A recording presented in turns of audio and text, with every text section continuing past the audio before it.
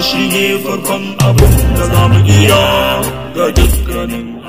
tana ɗaukan wanda ka miƙa al'amari gare shi ka jibinta masa lamari to kuma tana ɗaukan wanda kake biyayya gare shi amma duk in mutum ya duba abubuwan nan uku kusan abu ɗaya ne da so din nan da jibinta al'amari da biyayya duk abu guda ne kuma shi ma labudda duk wanda ainihin kake kauna kana jibinta masa lamari wanda kuma kake jibinta masa lamari har wala yau kana biyayya gare shi to da wannan siga wilaya da wannan ma'anoni nata guda uku wanda ke a dunkule kwara ɗaya shine nuna to in wannan wilayan kuma har wala yau zaka miƙa ga Allah ne wato bayan ka kangare ma tagut ka ne tsanci bautan tagut to kuma sai ka dawo ka koma ga Allah ta'ala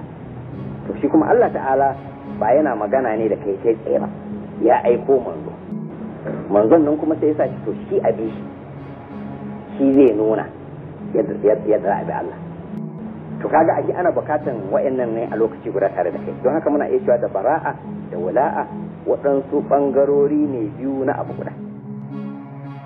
ka taɓa ganin wani fallon takarda mai shafi ɗaya rak dole inda aka ɗago aka shiga fallon takarda to shafi biyu ne shi ma labudda bayar za a sami fallon takarda da shafi ɗaya rak saboda haka ɓangarori biyu shafuka biyu na takarda ƙwara ɗaya shi muke da wannan takarda warƙa ƙwara ɗaya ko ba ka bane to haka nan bara'a da wula'a wa'insu ɓangarori ne biyu shafuka biyu ne na takarda guda wanda yake in an sami wannan sai ma labudda a sami wannan